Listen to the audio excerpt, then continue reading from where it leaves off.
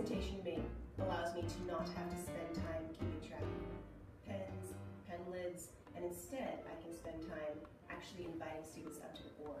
Is there an eraser? You erase. Oh my gosh. Yes. I keep wanting to use my hand because that's what I like. This is what I've been doing for 2 years, but I don't have to do that anymore. Oh, You really do like it.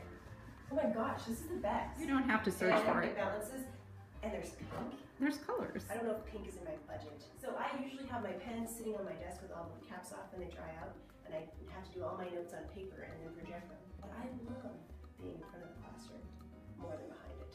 Right. It's easy to carry. It looks like you're pretty comfy with it. Ready to take this home? It's all for you. You have no idea how excited I am about this actually. Like, I'm serious. They're nice, aren't they? So comfy. I just like holding it. It makes me feel more confident. This is going to change my teaching forever.